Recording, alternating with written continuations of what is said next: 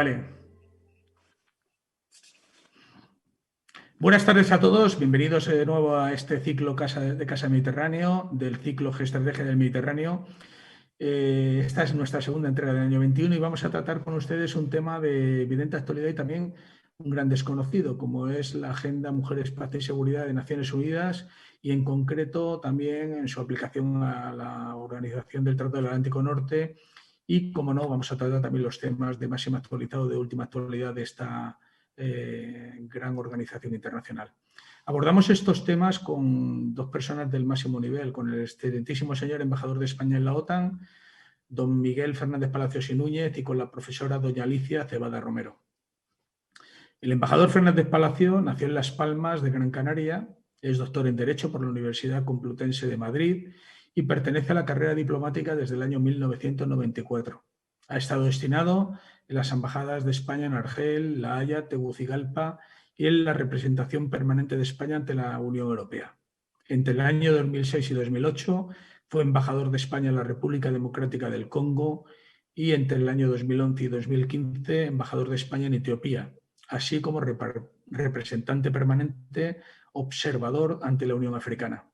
En Madrid ha prestado servicios en los Ministerios de Asuntos Exteriores y de Defensa como director general del Gabinete de los Ministros, así como en el Congreso de los Diputados como director general del Gabinete. Bueno, perdón, he tenido un problema de conexión. Reitero, digamos, me vuelvo a donde estaba. La profesora doña Alicia Cebada nació en San Fernando, en Cádiz. Cursó la carrera de Derecho en Jerez de la Frontera, donde obtuvo premio extraordinario en su carrera. Es máster y doctora por la Universidad Carlos III de Getafe, en Madrid. Su tesis doctoral obtuvo el premio extraordinario del doctorado y el premio de la Real Academia de Doctores. Es profesora titular de Derecho Internacional Público y Relaciones Internacionales de la Universidad Carlos III, directora de la Cátedra UNESCO UC3M de Libertades Públicas y Valores Cívicos y coordinadora de proyectos en la Fundación Mujeres por África. En esta fundación coordina proyectos de educación, desarrollo y paz y seguridad orientadas a las necesidades de las mujeres en Mali, Ghana, Kenia y Benín. Desde septiembre del 2019 es directora del Gabinete de la Presidencia del Consejo de Estado. Bienvenidos a los dos y muchas gracias por acompañarnos esta tarde. Es para nosotros un verdadero placer contar con su presencia. Pasando a la materia, les ubico brevemente el tema. Para ello es necesario hablarles de la Resolución 1325 de Naciones Unidas, de donde emana la Agenda Mujeres, Paz y Seguridad. Esta resolución fue aprobada por unanimidad en el seno del Consejo de Seguridad de Naciones Unidas en el año 2000 y constituyó en su momento, a ver si podemos poder continuar con normalidad, y esta resolución sentó una sólida base jurídica que ha sido posteriormente complementada con 10 resoluciones más y vino además acompañada de un proyecto concreto de acción, lo que es la Agenda Mujeres, Paz y Seguridad.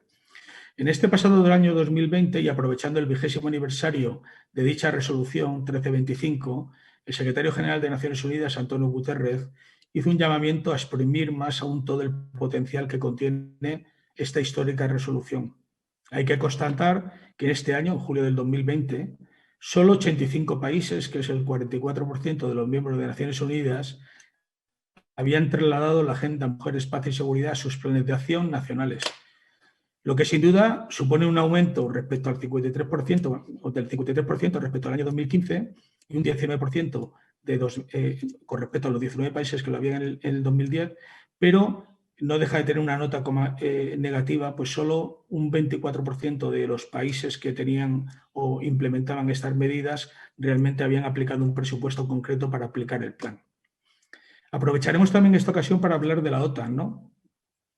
Organización a la cual España se siente seriamente vinculada y hablaremos de sus retos presentes y futuros. Y con esta breve introducción paso a hacer mi primera cuestión al embajador Fernández Palacios. Embajador, muchas gracias y buenas tardes. Gracias, es un placer contar con usted de nuevo en este ciclo de Casa Mediterráneo. Embajador. Dime. No sé si me sobre las acciones concretas que la OTAN ha implementado o ha realizado para implementar la resolución 1325 de Naciones Unidas en estos años, desde incluso antes de la cumbre de Lisboa. A ver si nos puedes comentar brevemente. Vale, pues si quieres empiezo, creo que se me oye. Nada, lo primero quiero es agradecerte, mi general, que me hayas invitado a estar aquí contigo hoy. Mañana, el año pasado, quise haber estado con vosotros también en un ciclo, pero la pandemia no nos lo permitió, este año tampoco nos lo permite y tenemos que estar pues vía telemática, pero bueno, estoy muy contento de estar, de hablar de un tema que es importante en OTAN, de estar acompañado en el panel por la profesora Cebada, que es la experta nacional española en el panel asesor de sociedad civil que tiene OTAN en materia de mujer, paz y seguridad. Sabe muchísimo más que yo de estos temas y yo me voy a limitar a darnos unas ideas generales de lo que es lo que está haciendo la OTAN en materia de WPS, que es como le llamamos, Women, Peace and Security, y después le daré, bueno, se lo vas a dar tú la palabra a la profesora Cebada, que se conoce estos temas muchísimo mejor que yo. Bueno, yo lo que sí quería empezar, y estoy seguro que después la profesora Cebada insistirá en ello, reivindicando a la OTAN como referencia en materia de agenda paz y seguridad. La OTAN, soy plenamente consciente, soy embajador aquí desde hace 2 años y medio, y soy plenamente consciente que sigue siendo un gran desconocido para los españoles, ¿no? Suena algo distante, algo raro. Estamos en Bruselas como la Unión Europea, pero somos la otra organización, los otros, ¿no? Frente a la Unión Europea, que es mucho más conocida. Y lo que sí quiere decir que a pesar de ser eso, los otros, un poco desconocidos, en materia de agenda paz y seguridad, somos absolutamente una referencia y yo creo que eso es importante empezar diciéndolo. La OTAN empezó a dar sus primeros pasos en WPS, aunque de manera tímida, evidentemente, hace ya varias décadas, porque fíjate, estos primeros pasos, estos primeros esfuerzos cristalizan en la creación en el año 76 de un Committee on Women in NATO Forces, con el objetivo en aquel momento pues, de disponer de un primer foro, cuando empezaban a abrirse estos temas en la alianza, en el que discutir sobre las barreras de las mujeres a la hora de participar en el ámbito militar. Un comité que fue evolucionando posteriormente hasta convertirse ya en el año 2009 en el NATO Committee on Gender Perspective como órgano asesor del Comité Militar en materia de mujer, paz y seguridad, y es un comité que sigue existiendo hoy en la OTAN. Pero yo quisiera señalar 2 elementos que a mi modo de ver han resultado claves en la consolidación de esta agenda WPS en la OTAN. Uno de carácter práctico y otro más bien teórico-jurídico, ¿no? El primero, el práctico, es lo que es la experiencia operacional sobre el terreno. Esta organización es básicamente, como toda gran organización internacional, una organización que se basa en el principio del learning by doing, o sea, que vamos aprendiendo a medida que vamos haciendo cosas. Y entonces la experiencia de la alianza sobre el terreno pues permitió constatar que una mayor presencia de mujeres en las Fuerzas Armadas pues suponía un valor añadido incluso en determinados contextos operativos muy específicos, y estoy pensando en Afganistán, un teatro que tú conoces bien. En ISAF, que era la misión previa a la actual Resolute Support Mission, que es la misión de la OTAN en Irak, y esa era la gran misión con 100 y pico mil soldados desplegados. En aquel momento alguien, pues con mucho sentido común, se dio cuenta que para alcanzar a un mayor segmento de la población local y obtener información, y estoy hablando de información de inteligencia, pues había un canal que era el llamado el canal mujer a mujer, que podía obtener esa información de una forma mucho más sencilla de la que se estaba obteniendo. Y por otro lado, también, desde ese punto de vista operacional, pues empezó a verse que la presencia de la mujer en determinados puestos operativos dentro de las unidades desplegadas, conseguía reducir tensiones. Y me acuerdo que tú seguro que recordarás que en un momento determinado se decidió integrar en la Guardia Militar del perímetro exterior de Herat, donde teníamos lo que llamábamos las FSB, las que eran los puestos avanzados que apoyaban los equipos de reconstrucción provincial, pues se hizo que en ese perímetro exterior estuviera formado por mujeres militares. Y entonces eso de repente calmó los ataques, hubo una mayor interconexión con la población local, y fue un ejemplo muy positivo de cómo el valor que la mujer militar daba a toda una operación de carácter militar. El elemento teórico-jurídico es el segundo elemento al que me refería, que ha sido crucial dentro de la propia evolución de la organización, es evidentemente la resolución 1325, a la que te acabas de referir, y que cumplió un año en octubre del año pasado. Evidentemente, a partir de la aprobación de la resolución, la OTAN empieza a elaborar una serie de instrumentos pues, que han permitido hoy que hablemos, como te estaba diciendo antes, del liderazgo de la OTAN en materia de WPS. Instrumentos que el más destacado es evidentemente la política de WPS, que se adoptó en el año 2007 y que ha sido actualizada posteriormente en varias ocasiones, y después también han ido siguiendo una serie de planes de acción. El primero de ellos es del año 2010.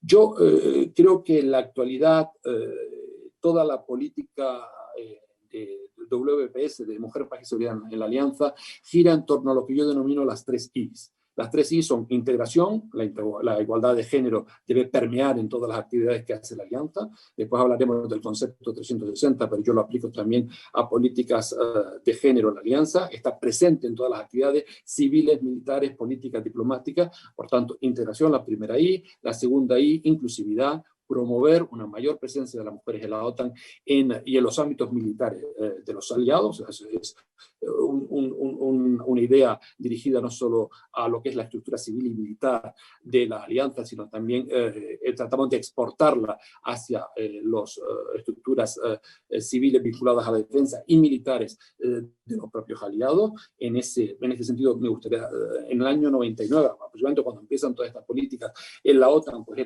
estamos hablando de porcentajes bajos de presencia de militares en las Fuerzas Armadas de los Estados aliados. Llegamos superamos el 12% aproximadamente. Queda mucho camino por recorrer, pero yo creo que se ha recorrido bastante en estos últimos años. Y la tercera I es la de integridad, garantizar un trato justo y igualitario, evitando todo tipo de discriminaciones y tolerancia cero por parte de la Alianza a cualquier tipo de discriminación. Yo creo que ese impulso del que te he hablado de los últimos años en materia de WPS, de la Mujer, Paz y Seguridad, en el interior de la Unión ha venido marcado por 2 elementos muy importantes. En primer lugar, por la institucionalización de la agenda WPS y la creación de la representante especial del secretario general en el año 2012, pero que desde el 14 es permanente, una representante especial del secretario general para la agenda WPS, de la que nos podrá hablar un poco más la profesora Cebada, porque ella trabaja con él, es una canadiense en este momento, Claire Hutchinson, que está teniendo un papel muy importante en impulsar esta agenda. Y en segundo lugar, el apoyo político que la agenda ha tenido por parte de los aliados. Un apoyo político que se ha manifestado en todas las cumbres. Ahora ya es inimaginable que en un statement, en un comunicado final de una cumbre, no haya un párrafo referido a las políticas de WPS en la agenda. Ocurrió en primer lugar en el 2009 en la cumbre de Estrasburgo-Kiel, después en el 2010 en Lisboa, pero incluso en Bruselas en 2018. Estamos trabajando ya para la cumbre de este año, en que habrá un pequeño comunicado, en que habrá una referencia a WPS, y en la del año que viene, que será un comunicado muchísimo más largo, ahí sin duda habrá un párrafo largo sobre WPS. El año pasado no pudimos celebrar como hubiéramos querido también el 20 aniversario de la resolución por el tema COVID, pero no obstante tuvimos un consejo extraordinario exclusivamente dedicado al WPS. Los ministros de Defensa en octubre del año pasado adoptaron el plan de acción sobre abuso y explotación sexual, con lo cual es un tema que está muy presente en la agenda aliada. Y por último, no quiero dar más la lata, quiero poner de manifiesto 2 cosas. Y es que España pertenece a lo que llamamos aquí el caucus WPS. Somos los canadienses, nosotros somos los belgas, los noruegos, somos los aliados que más activos somos en toda la agenda WPS en la alianza. Siempre somos una referencia, siempre se piensa en nosotros. La semana pasada, sin ir más lejos, hubo un seminario sobre políticas de género y liderazgo. Inmediatamente se me avisó a mí como embajador de España, pero se avisa a España para que participe, para que dé sus puntos de vista. Somos de los pocos aliados que tenemos ministro de Asuntos Exteriores y de Defensa, ministras en ambos casos, con lo cual es un mensaje. Tenemos una política heterofeminista que ha aprobado el gobierno, presentada por el presidente del gobierno hace un par de semanas, y somos una referencia para todos los aliados. En este momento estamos persiguiendo 2 elementos que creemos muy importantes. El primero, en el proceso del NATO 2030, del que hablaremos después también, creo, pues queremos que el Marchamo WPS esté muy presente, creemos que es esencial para encarar lo que es la alianza del futuro y también el concepto estratégico que se aprobará en la cumbre del año pasado. Queremos dedicar un párrafo a todo lo que es el concepto WPS y ahí no te digo que España va a participar activamente. Si queréis me quedo aquí y le doy la palabra a la profesora Cebada. Pues muchas gracias, embajador. No puedo estar más de acuerdo contigo, porque yo que estuve mandando a Afganistán en el año 2012 la agrupación en Bagdís, he de reconocer el tremendo papel que hacían las mujeres en ese enlace, los equipos equipos militares y de cooperación cívico-militar, que hacían un papel sin duda fundamental. Profesora, buenas tardes. Muchas gracias por su tiempo, que sabemos que seguro que tiene una agenda no apretada, sino apretadísima. Le agradecería a usted, como experta que es, una visión general sobre la resolución 1325 y sobre todo que nos hable de la agenda Mujeres, Paz y Seguridad, de la que tanto hemos hablado hasta ahora, sobre todo ahondando en los objetivos que tiene esta agenda, cómo esos objetivos se han implementado, pues como ha dicho en general, en las organizaciones internacionales. Ya nos ha hablado el embajador de OTAN, pero también querríamos saber qué se está haciendo a nivel de la Unión Europea. Y sobre todo cómo los objetivos de la Agenda Paz, Mujeres y Seguridad también están alineados con los objetivos de esa agenda mucho más global y más importante, que es la Agenda 2030 de Naciones Unidas. Muchas gracias, general. Te quiero dar las gracias a ti y a Casa Mediterráneo por la invitación a estar aquí en tan grata compañía. Estoy encantada de compartir mesa con nuestro embajador en la OTAN. Y contestando a tu pregunta, pues bueno, yo empezaría diciendo que, como habéis señalado ya, la Agenda 2030 se inició pues hace ya 20 años, un poco más de 20 años, conmemoró el año pasado el 20º aniversario. Surgió como un instrumento, una herramienta del Consejo de Seguridad con la resolución 1325, pero hoy en día la Agenda Mujeres, Paz y Seguridad no es únicamente un instrumento del Consejo de Seguridad de Naciones Unidas. Ha trascendido al Consejo y se puede decir, yo lo sostengo, que es un movimiento global. O sea, se ha conformado un movimiento global en torno a la Agenda Mujer, Paz y Seguridad, y ese movimiento global está secundado o está participado por organizaciones internacionales, por muchos estados que apuestan por el desarrollo de la agenda, entre los que está nuestro país, por supuesto, y también, muy importante, por la sociedad civil. La sociedad civil ha interiorizado, ha acogido la agenda y la está utilizando para presionar a los gobiernos con objeto de que cumplan los compromisos que han asumido en ese marco, ¿no? En esas resoluciones. Como has dicho, en general la agenda pues, cuenta ya con más de 10 resoluciones, la 1325 más otras 10 que se han ido adoptando a lo largo de los años, la última el año pasado, en 2020. Y las líneas de acción fundamentales son bien conocidas. Se trata de prevenir y de proteger a las mujeres de crímenes que están asociados a las guerras y que las afectan particularmente, como la violencia sexual, y de fomentar la participación de las mujeres en los procesos de construcción de la paz. Esos serían un poco los objetivos de la agenda. Lo cierto es que se puede decir que ha constituido un éxito, el mayor éxito de la agenda desde mi punto de vista es que, como ha dicho muy bien el embajador, hoy ya no se puede hablar de paz y seguridad sin hablar de esto, sin hablar de las mujeres y de la Agenda 1325. Y esto ya yo creo que ha venido para quedarse, es así. Se concibe a las mujeres no solamente como supervivientes o víctimas, sino como actores que tienen un papel primordial, ¿no? Lo que se refiere a la construcción de la paz y a la estabilización post-conflicto. Es verdad que la agenda ha defraudado muchas expectativas, ¿no?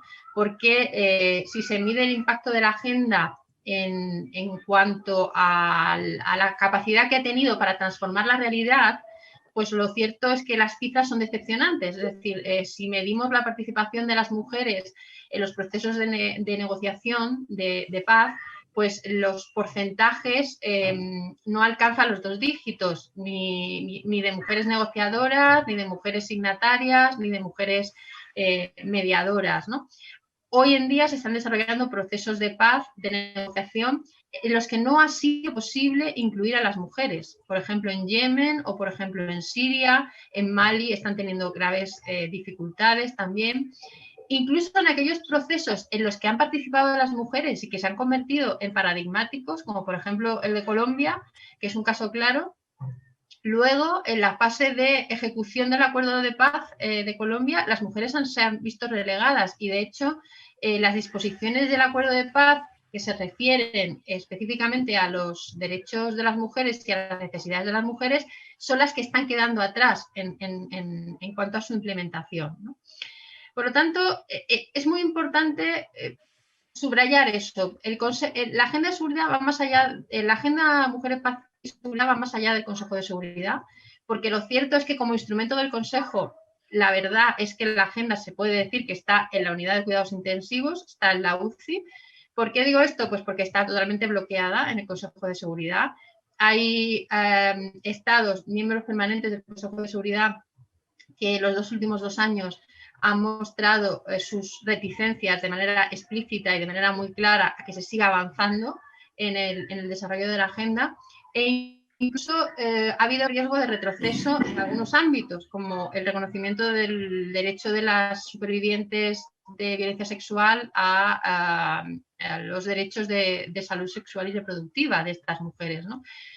Entonces, por suerte, a pesar de este panorama un poco oscuro y preocupante que tenemos en el Consejo de Seguridad, como hemos dicho antes, que esa agenda ya ha sido interiorizada por otros actores internacionales, pues hoy en día hay muchas oportunidades para poder seguir desarrollando la agenda, ¿no? La Unión Europea, en primer lugar tenemos las organizaciones internacionales. El embajador ha explicado perfectamente todo lo que se ha puesto en marcha en el entorno de la OTAN, pero hay otras organizaciones internacionales que también están trabajando en este ámbito. En la Unión Europea pues hay una estrategia de género de la Comisión Europea, hay un plan de acción para la igualdad de género y el empoderamiento de la mujer en la acción exterior de la Unión Europea, y hay un plan de acción para desarrollar un enfoque estratégico específico sobre mujer, paz y seguridad que va desde 2019 a 2024, ¿no? En la OTAN, aparte de lo que ha señalado el embajador, pues hay que decir que probablemente a lo largo de este año se va a adoptar la primera política sobre violencia sexual relativa a los conflictos armados, ¿no? Entonces eso también quiere decir que la OTAN sigue viendo cómo desarrollarse en este ámbito, ¿no? Hay estados que bloquean la agenda y que se resisten a las transformaciones que pueden ser propiciadas por la misma, pero también es verdad que hay estados que apuestan claramente por la agenda. He dicho que nuestro país es uno de ellos. Desde luego me parece absolutamente remarcable, como ha dicho el embajador, que hayamos adoptado una estrategia feminista de la acción exterior, ¿no? Una acción exterior feminista. Nos hemos sumado al grupo de otros 6 países que ya tienen este enfoque aplicado a su acción exterior. Y también me parece muy importante señalar que los órganos internacionales de supervisión de los derechos humanos, como por ejemplo el Comité de la CEDAW, han interiorizado también la agenda y se han comprometido a supervisar su implementación. Y un avance muy importante que se dio el año pasado a propuesta o por el impulso de España, y que hay que destacar, es que el Consejo de Derechos Humanos adoptó el año pasado también una resolución para conmemorar el 20º aniversario de la 1325, en la que se comprometía y además encargaba a la Alta Comisionada de Derechos Humanos de Naciones Unidas que elaborase un informe anual sobre el estado de implementación de la agenda. Es decir, que ya los organismos de derechos humanos están asumiendo la tarea de vigilar y supervisar el cumplimiento de la agenda, y esto es también muy importante. ¿Por qué destaco su importancia? Pues porque desde mi punto de vista la agenda es sobre todo un instrumento de derechos humanos. Es un instrumento de derechos humanos que está muy asociado a esa idea de seguridad humana, ¿no? De la que yo creo que trae causa todo este desarrollo.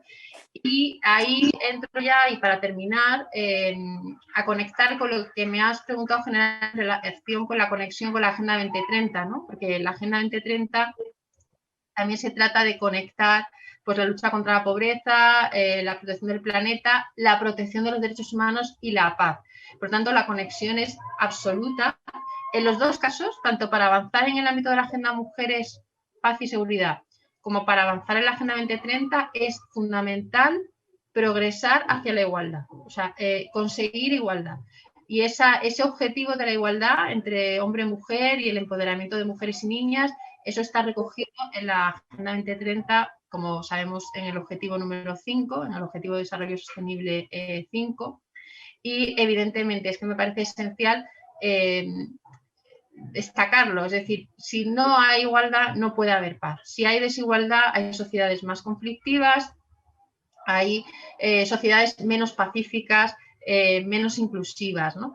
Es más, hay ahora estoy leyendo un libro, el último libro, o uno de los últimos libros de Judith Butler, que habla de la no violencia, y ella asocia la no violencia con la construcción de más igualdad, es decir, que seamos todos parte de la misma comunidad es lo único que va a erradicar, si se puede, la violencia del planeta, ¿no? Por lo tanto, esa sería un poco la conexión con la Agenda 2030 que me parece esencial.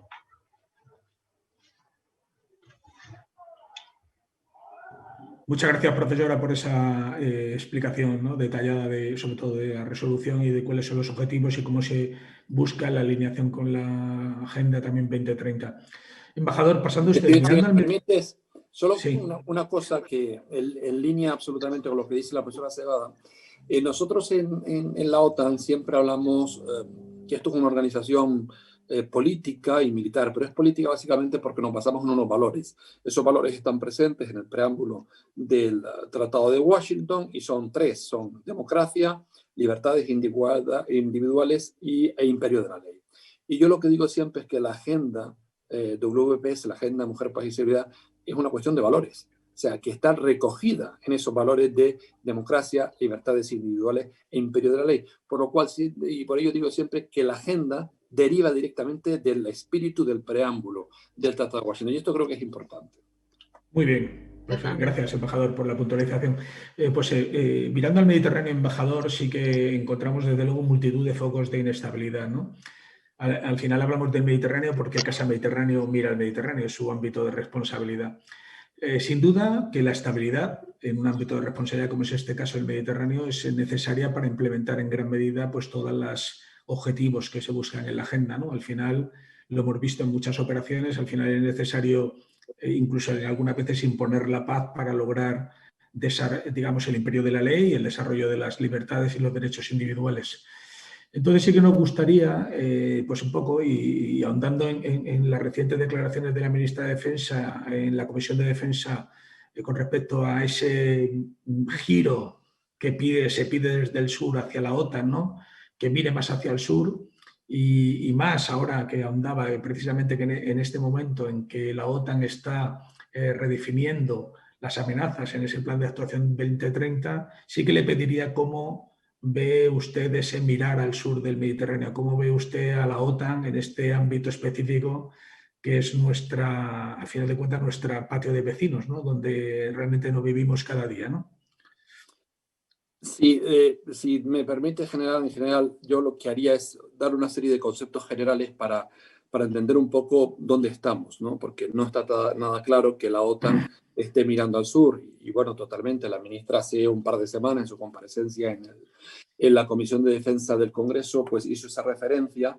La ministra de Asuntos Exteriores, González Laya, en la reunión de ministros de Exteriores de la semana pasada, se refirió también al papel de la OTAN en el sur. El presidente del gobierno, cuando ha estado aquí, siempre ha señalado la importancia de mirar al sur. Incluso Su Majestad el Rey, cuando vino aquí en noviembre del año 18, que se dirigió al Consejo Atlántico, también tuvo una reflexión para el sur. Y yo quiero empezar, si me permites, con 4 ideas, ¿no?, para un poco enmarcar pues, esta parte del diálogo, y después si quieres, pues me quieres hacer alguna pregunta más concreta, intentaré respondértela. Y la primera, quiero decir que todo esto empieza a raíz del 11 de septiembre. 11 de septiembre, sabéis, atentados en Estados Unidos, y lo más interesante con respecto a la OTAN, el 11 de septiembre, es que pocos días después se invoca por primera vez el artículo 5 del Tratado de Washington. El tratado, aquí, como llamamos los padres fundadores del Tratado de Washington, que como sabéis es del año 49, a ninguno se le pasó por la cabeza que si algún día se invocaba el artículo 5 de la defensa colectiva, era por una causa que no fuera un ataque de la entonces Unión Soviética o a partir del año 91 de la Federación Rusa. A nadie se le pudo haber pasado, vamos, en ningún momento por la cabeza, y resulta que la única vez que se ha invocado el artículo 5 en el Consejo Atlántico ha sido a principios del 5 de octubre del año 2001, a raíz de los atentados en el 11 de septiembre. A partir de ahí empieza un proceso en el que se quiere situar al terrorismo como una amenaza. La amenaza histórica en la alianza, como todos sabéis, era la Unión Soviética primero, la Federación Rusa después, pero en ese momento los propios aliados se dieron cuenta de que había otra alianza. Todo esto es paralelo al comienzo del despliegue en Afganistán, en el que tú participaste, en IFAC, en el ISAF, y a partir de eso empieza el proceso intelectual hasta llegar al concepto estratégico del año 2010 aprobado en Lisboa, en el que ya se recoge junto a Rusia, se reconoce al terrorismo de matriz yihadista como una amenaza a la paz y la seguridad de los aliados. A partir de ese momento empieza a consolidarse en la casa en lo que es una concepción 360 de la seguridad. La seguridad, nuestra seguridad, la tenemos que defender de todos los ataques que podamos recibir de cualquier, desde cualquier dirección estratégica, no solo en el este, pero también las que puedan venir del sur. Y aquí me parece interesante que poner sobre la mesa una cosa que pues, no está claro, y esa es la diferencia entre lo que es el sur estratégico y el sur geográfico.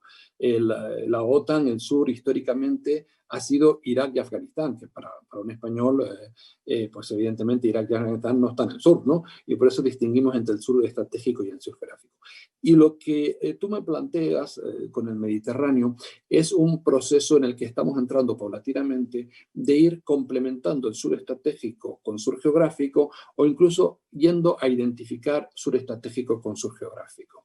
Frente a una división geográfica en la que la OTAN se ocupaba de ese sur estratégico, Irak y Afganistán, de forma muy intensiva en los últimos años, sobre todo en Afganistán, no en Irak, porque hay que recordar que la OTAN no ha estado en Irak sino hasta hace muy poco, a través del año 2018, en la que se aprueba la NMI, la NATO Mission in Iraq, y que ahora acaba de ser ampliada a la que se llama la ENMI, que es la Expanded NATO Mission in Iraq, porque en los primeros años del siglo XX ahí había una coalición internacional, pero la OTAN como tal no estaba. Pero en cambio históricamente sí hemos estado muy presentes en Afganistán. Desde diciembre del año pasado ya los ministros de Asuntos Exteriores aprueban un sendo documento sobre la región MENA y la región Sahel. Y a partir de ahí es cuando se empieza a producir una cierta convergencia entre el sur estratégico de la alianza y el sur geográfico. Y yo lo que sí quiero poner de manifiesto, y creo que esto me parece muy importante, es porque España, y vuelvo así a tu pregunta del principio, porque España considera que la OTAN también está en el sur. Lo que hace España es un planteamiento absolutamente pragmático. Si creemos que el terrorismo de matriz yihadista es una amenaza para nuestro modo de vida, para nuestros ciudadanos, lo que no tiene sentido es tener elementos, instrumentos, en este caso, instrumentos internacionales, organizaciones internacionales a las que pertenecemos como miembros de pleno derecho, que no utilicemos para la defensa de nuestros intereses, en este caso, intereses de seguridad nacional. Entonces, si tenemos a la Unión Europea, si tenemos a la OTAN, si tenemos a Naciones Unidas, utilizamos todos los instrumentos que están a nuestro alcance para hacer frente a las amenazas a nuestra seguridad nacional. En el caso de la OTAN, esto no es que la OTAN vaya a ir allí y va a bombardear a alguien, ¿no? Esto es una cosa totalmente diferente. Esto estamos hablando de básicamente de formación, de lo que se llama TA, que es Training, Advice, Assist, y sobre una base de unos criterios muy claramente definidos, que es uno, no solapamiento con otras organizaciones internacionales, por ejemplo, con la Unión Europea. Si la Unión Europea está haciendo una cosa, no tiene sentido que la OTAN haga lo mismo.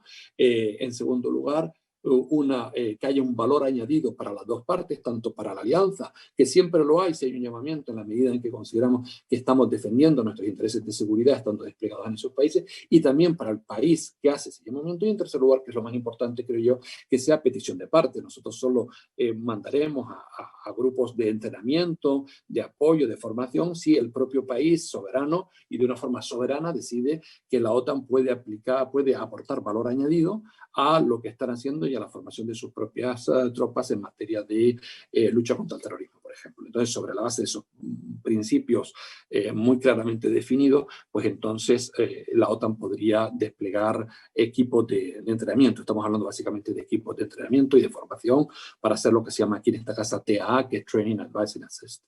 Estamos empezando a dar esos primeros pasos. La Unión Europea lleva tiempo, sabéis que en lo que es su geográfico, ahí la OTAN normalmente no ha estado presente. La Unión Europea está muy presente en esos tres polos o focos de inestabilidad, que son el Sahel por un lado, el Cuerno de África por otro y la República Centroafricana en tercer lugar. Ahí ha estado muy presente la Unión Europea. Que esto es importante, unos focos de inestabilidad que no han sido no han exigido una presencia intensiva en principio, pero nos hemos dado cuenta que, por ejemplo, en el Sahel, lo que teóricamente empezó siendo una operación de formación, que era la de la UTM, la Training Mission en tal, pues se ha complementado con iniciativas bilaterales, como es Barkhane-Cuba por parte de Francia, en la que España presta apoyo logístico y de transporte táctico, porque la cosa se estaba yendo de las manos en un momento determinado. Y ahí, pues, la OTAN evidentemente mira a lo que está pasando ahí, somos conscientes de lo que está pasando ahí. Los franceses, que son aliados, se sientan en el Consejo Atlántico, un aliado muy importante, nos cuentan lo que está pasando ahí, y evidentemente la OTAN considera que si en un momento determinado las autoridades de los países del Sahel creen que la OTAN puede aportar algún valor añadido a lo que están haciendo, pues cada día, vamos en esa dirección. Termino diciendo que el concepto de 360 grados, al igual, y vuelvo aquí a lo primero que decía, igual que las políticas de WPS, son conceptos que ya empiezan a formar parte del ADN de la casa. O sea, ya es muy complicado ver un documento en el que no se hable del WPS, pero también es muy complicado ver un documento donde no se hable de una seguridad 360 grados y, por tanto, de una óptica de las alianzas hacia el sur. Ahora estamos trabajando, vamos a empezar a trabajar en breve en el nuevo concepto estratégico, y el nuevo concepto estratégico hablará del sur. Y ahí os aseguro que España y otros países del sur vamos a estar muy, muy atentos.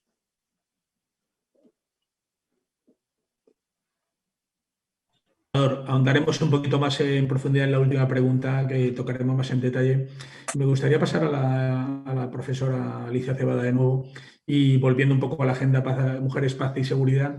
Y me gustaría poner esta vez el foco más en España, ¿no? Y sobre todo en las acciones que está haciendo España, no solo internamente, sino externamente, ¿no? Yo creo que, sinceramente, que nuestro país destaca en la aplicación de medidas concretas de integración de la mujer. Conozco bien, por mi profesión, soy militar, cómo se han integrado las mujeres en un tiempo rapidísimo y de una manera tremendamente eficaz en el ámbito de las Fuerzas Armadas, y en casos muy por delante de cómo lo han hecho otros países que podemos o a veces consideramos más avanzados que el nuestro. Pero sí que le agradecería esa visión general de las medidas que España ha tomado para implementar la Agenda Mujeres, Paz y Seguridad en el ámbito interno. Y también cómo esta agenda también tiene su reflejo en las acciones de cooperación exterior, y fundamentalmente todas las acciones de cooperación exterior que España tiene en el ámbito mediterráneo con los países del norte de África, donde creo que es también uno de los, o España y esa presencia o el empoderamiento de la mujer es uno de los elementos clave para esas acciones de cooperación en el norte de África. Profesora, cuando usted quiera. Gracias, general. Bueno, España, efectivamente, tanto el gobierno está comprometido con la Agenda Mujeres, Paz y Seguridad, y así ha sido expresado reiteradamente tanto por la ministra de Asuntos Exteriores como por la ministra de Defensa, ¿no? Y esto, bueno, pues va más allá de las declaraciones y se traduce en actos muy concretos, ¿no? En el plano interno, España desarrolló su primer Plan Nacional de Acción en el año 2007 y ahora ya vamos por el segundo, que se adoptó en el 2017, es decir, 10 años después. Los hitos más importantes, yo creo, protagonizados por nuestro país, yo estoy de acuerdo con lo que ha dicho antes, creo que ha sido el embajador que ha mencionado que esto es un rasgo distintivo, ¿no?, de la acción de España, desde luego en la OTAN, y yo creo que lo es también en su acción exterior y debe serlo todavía más, porque es también una cuestión de coherencia, ¿no?, entre lo que ocurre en nuestro país, la pujanza, por ejemplo, que tiene el movimiento feminista, y cómo eso ha impulsado la adopción de leyes muy importantes como la ley de igualdad o la ley contra la violencia de machista, ¿no? Tenemos un background ya en el ámbito interno que se puede proyectar hacia el exterior, ¿no? Y esto se va a hacer de una manera muy coherente. Tenemos una autoridad para desarrollar esa acción exterior. Yo destacaría en el ámbito de Naciones Unidas una resolución que se adoptó en el año 2015, la 2242, y que fue impulsada por nuestro país. Estábamos en el bienio en el que España formó parte del Consejo de Seguridad, y esa resolución fue muy importante porque en realidad España estaba en ese momento más interesada en la lucha contra el terrorismo, y de hecho en la resolución 2242 se establece la conexión entre la Agenda Mujer, Paz y Seguridad y la lucha contra el extremismo violento, ¿no?, y el terrorismo internacional. Pues es una resolución muy importante. De hecho, yo creo que es la última resolución realmente ambiciosa que se ha adoptado en el marco de la Agenda Mujer, Paz y Seguridad. Y entonces es muy interesante que esa resolución, que es ambiciosa y que es importante, pues haya sido propiciada o impulsada por España. ¿Por qué digo que es importante? Bueno, pues porque, por ejemplo, se constituyó el primer grupo informal de expertos del Consejo de Seguridad dedicado exclusivamente a la Agenda Mujer, Paz y Seguridad. Se creó a raíz de esta resolución. A partir de esta resolución se ha producido una apertura del Consejo de Seguridad hacia la sociedad civil. Es decir, las ocasiones en que la sociedad civil, representantes de la sociedad civil, han intervenido en sesiones abiertas, sesiones bajo la formularia en el Consejo de Seguridad, se ha multiplicado a partir de 2015, ¿no?, en que se adoptó esta resolución. Por lo tanto, eso es una huella que ya tiene España, ¿no?, en cuanto a su acción en el ámbito de Naciones Unidas. Un año más tarde también España impulsó la creación de la red de puntos focales Mujeres, Paz y Seguridad, también en el ámbito de Naciones Unidas. Y precisamente esta red se lanzó ahí, en Casa Mediterráneo, en abril de 2017. Se celebró la primera reunión de esta red. En este momento España se ha comprometido a financiar la Secretaría de la Red durante 2 años, lo cual me parece importante porque yo creo que esta red es interesante y se debe reforzar y se debe recuperar un poco el liderazgo que tuvimos en el momento en que se lanzó, ¿no? España forma parte también de la red de representantes especiales y embajadores en materia de género y mujeres, paz y seguridad. En el ámbito del Consejo de Derechos Humanos, ya lo he dicho antes, España también impulsó la adopción de esta resolución a la que me he referido, que fue muy importante, de conmemoración del 20º aniversario de la agenda. Y España se sitúa en el grupo de países que están liderando este movimiento global en torno a la Agenda Mujer, Paz y Seguridad, y esto se ha escenificado muy claramente en los últimos meses con la adopción de la Estrategia de Acción Exterior, la nueva Estrategia de Acción Exterior, en la que se hace un llamamiento para que la seguridad humana se ponga en el centro de la agenda, y ya hemos hablado de la conexión que existe entre la seguridad humana y la agenda Mujeres, Paz y Seguridad, y con el lanzamiento de la política exterior feminista, porque uno de los elementos centrales de esa política exterior feminista es, desde luego, la acción en el ámbito de Mujeres, Paz y Seguridad. Por lo tanto, hemos dado esos dos pasos que ejemplifican muy bien, ilustran muy bien qué posición quiere tener España y qué papel quiere jugar en relación con los desarrollos en este ámbito. Y yo creo que es por esa vía vamos bien, o sea, es realmente un acierto, ¿no? En el ámbito de la Unión Europea, por ejemplo, se están impulsando la celebración de diálogos específicos con terceros estados sobre los derechos de las mujeres, sobre igualdad de género. Es decir, hay diálogos sobre derechos humanos con terceros estados, pues que haya diálogos específicos sobre igualdad de género. España está también impulsando la ratificación del Convenio de Estambul por parte de todos los estados. El Convenio de Estambul es un instrumento del Consejo de Europa, pero España está asumiendo en el ámbito de la Unión Europea un papel de promover la ratificación del Convenio de Estambul, que ha sufrido un revés recientemente por el anuncio de Turquía de que se va a salir del convenio, ¿no?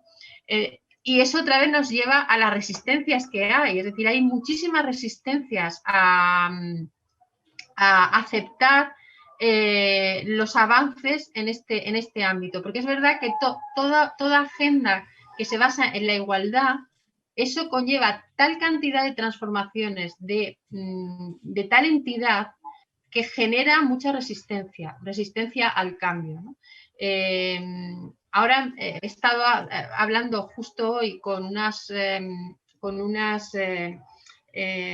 organización con la que trabajamos, de la sociedad civil también, en Mujeres por África, y que nos daba cuenta de lo que estaba pasando en Sudán, ¿no? Y en Sudán las mujeres, por ejemplo, protagonizaron la revolución que acabó con al-Bashir, un presidente que estaba buscado con orden de busca y captura por parte de la Corte Penal Internacional. Pusieron en marcha un proceso de transición con un gobierno de transición que se había comprometido y que está intentando modernizar el país, por ejemplo, separando lo que es la religión de la política, reformando la educación, y lo que se están encontrando las mujeres es una resistencia impresionante por parte de los grupos islamistas que están utilizando como lema el volvamos a atar a las mujeres a la decencia. Es decir, están teniendo graves dificultades para poder llevar a la práctica esas reformas a las que el gobierno de transición se había comprometido, ¿no? Es decir, las resistencias son muy grandes y la lucha tiene que ser muy, muy continua y con todo el apoyo del mundo. Por eso es muy importante que nuestro país haya adoptado esa posición y que no solamente sea una posición teórica, sino que se esté llevando a la práctica a través de este tipo de medidas, ¿no? En el Mediterráneo me preguntabas, en general, ¿qué estamos haciendo? Pues yo creo que mucho. Desde luego, el Mediterráneo es una de nuestras áreas prioritarias de actuación cuando hablamos de política exterior, ¿no? Yo destacaría, por ejemplo, el programa Masar Género, que desarrolla la EFID y que tiene como objetivos precisamente promover la igualdad, proteger los derechos de la mujer y desarrollar la agenda Mujeres, Paz y Seguridad, ¿no? Es un objetivo específico de ese programa que tenemos en marcha y que incluye a Marruecos, a Mauritania, Argelia, Túnez, Libia, etcétera, etcétera, ¿no? También desde nuestro país estamos apoyando y estamos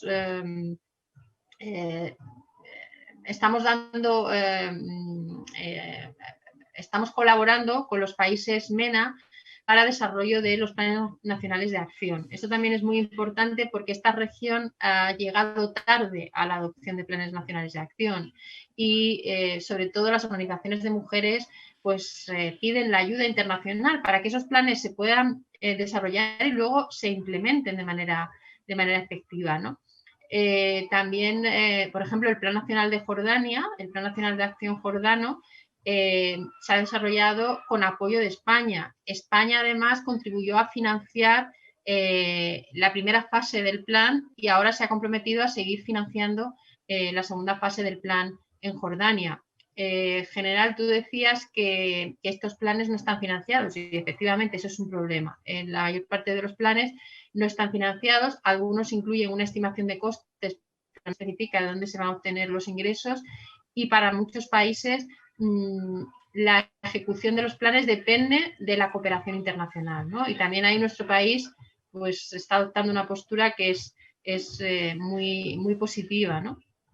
Y luego yo mencioné también la Unión por el Mediterráneo, ¿no? La Unión por el Mediterráneo que tiene su sede en Barcelona y que surgió además del proceso de Barcelona como esa apertura de la Unión Europea hacia el Mediterráneo, ¿no? Y que desde 2017, en ese marco de la Unión por el Mediterráneo, se está apostando de manera muy clara por la igualdad de género. De hecho, en 2018 se celebró una gran cumbre, una gran conferencia en Lisboa y ahí participó nuestra presidenta, María Teresa Fernández de la Vega, representando a la Fundación Mujeres por África, ¿no? Y se habló de cómo se podía promover la igualdad. Nosotros, como sociedad civil, ya de sociedad civil a sociedad civil, trabajamos con organizaciones de mujeres de la región árabe y tenemos que decir que realmente las mujeres están haciendo un trabajo fabuloso, pero muy difícil, muy complicado y que por lo tanto cualquier cooperación, cualquier ayuda a ellas les viene muy bien, pero además les viene muy bien a sus países, que es lo que a nosotros nos debe interesar, ¿no? Les viene bien a sus países, les viene bien a la estabilidad de la región. Por lo tanto, es indudable que ese es el camino y España está apostando por esa vía. Pues muchas gracias, profesora. Creo que nos has dado una visión amplia y muy detallada de cómo están eso y sobre todo los esfuerzos que está haciendo España en ese área de cooperación internacional, en esta Ribera Norte, que creo que es del máximo nivel para, pues antes lo hemos dicho, ¿no? El papel de la mujer para alcanzar la estabilidad y la paz es un papel relevante y al final hay que potenciar la figura de la mujer en estos ámbitos. Embajador, termino un poco con usted en una última pregunta. Recientemente ha tenido usted la ministerial de marzo, ¿no? Donde al final se han tratado temas importantes y sí que me gustaría, pues de todos esos temas, pues que nos hiciera un breve resumen fundamentalmente de qué tal nos puede hablar de Afganistán, Irak, que son dos áreas donde sabe que nuestras fuerzas han estado implicadas en los últimos años, tanto cuando era coalición como, bueno, durante muchos años. Yo estuve en ISAF. Hemos estado muchísimos años en Afganistán y hemos dejado mucho esfuerzo y también muchas vidas allí. ¿Qué nos puede contar de la evolución de estos dos escenarios, de Irak y Afganistán, ahora en el corto plazo de lo que se ha hablado en la ministerial? Decía que nos queda poco tiempo para hablar porque cada uno de esos dos teatros exigiría un muy largo seminario, ¿no? Porque las situaciones son complicadas, los matices numerosos y bueno, y estamos tomando decisiones muy importantes. Empezando por Afganistán. Bueno, Afganistán llevamos desde el año 2002 en Afganistán. En concreto, los primeros soldados españoles los desplegamos en una primera misión avanzada en febrero del año 2002, con lo cual, imaginaros, más de 19 años desplegados, y en el caso español, que lo recuerda la ministra de Defensa cuando viene, lo recordó la ministra González Laya el otro día, pues hemos dejado muchas vidas muy lejos de casa, 104 en concreto, son 104, 100 militares, 2 policías nacionales y 2 intérpretes con nacionalidad española, que por cierto les hicimos un homenaje muy bonito hace un par de semanas en la sede de la OTAN junto al embajador de Afganistán. Y yo siempre digo que no podemos ser frívolos cuando tomamos decisiones con Afganistán porque nos estamos jugando el trabajo hecho durante casi 2 décadas. Y tenemos que no tirar por la borda lo que hemos hecho en pacificación, en desarrollo, en derechos de las minorías, en derechos de las mujeres, en derechos de los niños, y después también tenemos que hacerlo en recuerdo de los nuestros que se han quedado en el camino dando lo mejor que tenían, que era su propia vida, ¿no? Por la paz y la seguridad internacionales, y a mí eso me produce profundo respeto, ¿no? Entonces siempre yo intento recordar en el Consejo que no podemos ser frívolos con todo esto. Decía el ministro alemán el otro día más que tenemos que salir de una forma responsable poner fin de forma responsable a nuestra misión en Afganistán. Todo Afganistán, evidentemente las cosas han cambiado mucho en los últimos años, teniendo en cuenta que ya tenemos, en términos sociológicos, una generación, son 15 años, pues ya más de una generación ha nacido con presencia internacional en Afganistán y con una serie de éxitos en el desarrollo humano en el país que es muy difícil tirarlo para atrás, pero que, bueno, habrá seguramente gente que lo intenta hacer una vez que no esté en las fuerzas internacionales. Todo se acelera a partir del 29 de febrero del año pasado, que fue cuando el presidente Trump firma el acuerdo de paz con los talibanes, anunciando que el 1 de mayo terminaba la presencia internacional en el país. A fecha de hoy es imposible salir el día 1 de mayo, solo logísticamente es un esfuerzo extraordinario el que hay que hacer. No estamos hablando de las cifras de cientos de miles, 125.000 llegó a tener ISAF en la época en que tú estuviste desplegado allí, ahora estamos hablando de cifras mucho menores, pero a pesar de eso es muy complicado sacar a la gente el 1 de mayo. Pero lo que estamos convencidos es que vamos todos hacia una salida paulatina. Tratemos que sea responsable, que sea seria y que esté basada en condiciones. Esto es muy importante, lo de que esté basada en condiciones, conditions-based, lo llamamos aquí, y es que se den unas mínimas garantías de seguridad, tanto para nuestro repliegue como para el propio país, que se avance en el diálogo y en el acuerdo de paz entre los talibanes y el gobierno, que se vean involucrados los socios regionales para garantizar una paz en Afganistán. Yo creo que saldremos en un plazo medio de tiempo y reitero, lo que hay que hacer es salir de forma responsable, de forma seria y garantizando que aquello por lo que hemos estado ahí durante casi 2 décadas, y quiero subrayar no solo la seguridad, evidentemente, sino también los derechos de minorías, de mujeres y de niños, pues sean logros que se han conseguido en estos casi 20 años, pues que intentemos mantener esos logros en la medida de lo posible. Yo creo que ese es donde estamos en este momento en Afganistán. En Irak es una situación absolutamente diferente. Estamos en esta segunda parte del despliegue en Irak ha sido básicamente la coalición contra el Daesh, la que a partir de, como sabéis, en el 2014, sabéis, se proclamó el califato y bueno, ya se ha vencido al califato, ya no hay un control territorial extenso como lo había en su momento, y en este momento la coalición hemos aprobado una NMI, una NATO Mission Enlarged alargada, en el que la fuerza internacional va a ir en un juego de suma cero, de vasos comunicantes, bajando de la presencia en coalición internacional y subiendo en la presencia de NMI, que es una misión de training y de assisted advice, de asesoramiento. Es una misión a petición de parte. Han sido las autoridades iraquíes las que han pedido a la OTAN que forme en lucha contra el terrorismo a sus unidades, y bueno, pues estamos definiéndola, contamos con el apoyo incondicional de las autoridades iraquíes, ya estamos avanzando en ella, y ya, bueno, ya cada día están asumiendo más responsabilidades. Nosotros cada día mantenemos a gente desplegada en Irak con la doble gorra, unos con gorra coalición contra el Daesh, otros con gorra NMI. Cada día, yo creo que de aquí a medio plazo nos encontraremos con que la coalición contra el Daesh no desaparecerá, pero que irá aumentando la NMI y adquiriendo competencias que tiene la coalición contra el Daesh en este momento, irán bajando los efectivos desplegados de coalición. Yo creo que nos quedan unos años de trabajo mano a mano con el gobierno iraquí. Tuvimos un Consejo Atlántico hace escasas 2 semanas con el ministro de Asuntos Exteriores iraquí, que agradeció enormemente el trabajo que está haciendo la OTAN, nos garantizó la seguridad el apoyo de las fuerzas de seguridad iraquíes a la seguridad de las tropas desplegadas. España siempre ha estado muy involucrada en garantizar la seguridad, porque al final sabemos todos que la seguridad de Irak, y sabemos todos, como decía, que la seguridad no es sino el prerequisito ejército para la estabilidad y a partir de ahí el desarrollo, ¿no? Con lo cual, bueno, seguimos desplegados.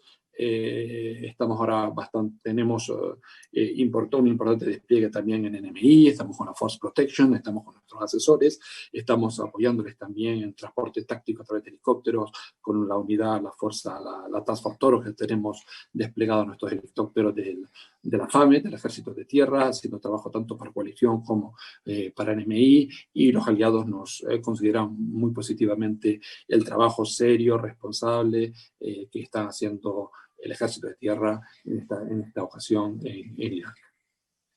Otro de los escenarios que se trataron también, embajador, en esta reunión ministerial fue el norte de África. Y sí nos gustaría también, aunque hemos tratado muy brevemente la anterior pregunta, pero que nos diera un esbozo de si hay algún cambio de alguna nueva iniciativa o si vamos a reforzar las iniciativas actualmente existentes, si Guardian, la seguridad cooperativa, algo más. No, con Sea Guardian seguimos continuando. Sigue nuestros barcos, España incluso está presente, desplegamos todos los años en varias ocasiones. Y con respecto a Sahel, Mauritania, vamos a mandar un equipo de entrenamiento móvil a Mauritania en breve. Lo anunció el secretario general a petición de los mauritanos para la formación de las Fuerzas Armadas Mauritanas. Estamos trabajando con el G5 Sahel. Y yo creo que en un momento determinado, cuando las nuevas autoridades de Libia lo estimen oportuno, pues también se empezará a trabajar en materia de entrenamiento de asistencia a las nuevas autoridades libias, pero hay también sobre la base de conditions-based, sobre la base de condición de que la situación en el terreno lo permita y sobre todo que las autoridades libias lo pidan.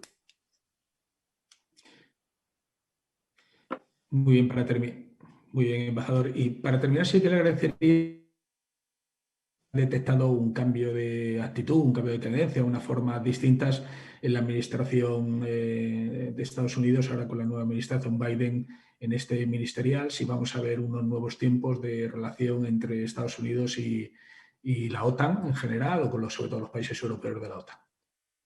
Bueno, es te lo resumiría en general con un concepto que se llama multilateralidad. La multilateralidad por la que apuesta claramente la administración Biden, tanto el presidente Biden lo ha dicho, primero lo dijo en su discurso en la conferencia de seguridad de Múnich hace un mes, y lo ha dicho el propio Blinken aquí la semana pasada. La nueva administración Biden es muy multilateralista, y la multilateralidad en el ámbito de la seguridad y defensa en Occidente se llama OTAN, con lo cual nos encontramos con discursos de mucho apoyo, sobre todo en la gran decisión que hay que tomar próximamente, que es Afganistán, como la nueva administración americana no quiere dar ni un solo paso, hacer ni un solo movimiento sin concertarlo previamente con los aliados. Y además, ten en cuenta que, como bien sabes, no están solo los americanos desplegados en Afganistán, estamos todos desplegados en Afganistán. No solo aliados, sino también socios operacionales, ¿no? Que tenemos muchos socios operacionales que están desplegados con nosotros. Y el mensaje es muy tranquilizador, en el sentido que una apuesta clara por la multilateralidad, con la consulta, la concertación, la coordinación permanente y las imágenes, ¿no? Que con respecto a Afganistán estamos prácticamente cada 10 días recibiendo briefings de las nuevas autoridades americanas sobre qué están haciendo, qué nos piden opinión, cómo lo vemos, etc. Es un ambiente totalmente diferente al de la antigua administración, otro punto. Pues me alegro, porque será una buena señal para el trabajo en cooperación que al final hay que hacer en todos esos ámbitos internacionales. Pues ambos dos, no sé si quieren aportar algo más, profesora Alicia Cebada, no sé si quiere usted aportar alguna cosa, apostillar ya para cerrar este evento. No, nada, que los tiempos que vienen van a ser duros con la gestión de los escenarios post-pandémicos, y en esos tiempos hay que seguir apostando por la agenda Mujeres, Paz y Seguridad. Muchas gracias, profesora. Embajador, para terminar, ¿alguna cosa con vistas al futuro? No, nada. A ver si vuelvo a Alicante, que me apetece. Les esperamos a los dos, pero ya saben que esta es una tierra de acogida, además una buena tierra. Pues les agradecemos a ambos en nombre de Casa Mediterráneo su asistencia y, como no, pues indudablemente su tiempo y su esfuerzo por explicarnos y hacernos entender pues todos estos aspectos tan complejos y a la vez tan importantes y tan interesantes para el futuro pues de la sociedad y de Europa y en general del mundo. Les emplazamos para mañana, en esta misma hora, en un encuentro que mantendremos mañana con las escritoras Espido Freire, Dinrik Birlarvin y Yohumna Hadda, dentro del ciclo Escritor del Mediterráneo. A todos muchas gracias por su asistencia y les emplazamos al próximo mes a una nueva conferencia. Gracias, profesora, gracias, embajador. Lo dicho, reiterar mi agradecimiento. Adiós. Hasta luego, gracias. Y perdón por los problemas técnicos que hemos tenido al principio. Adiós, gracias. Gracias.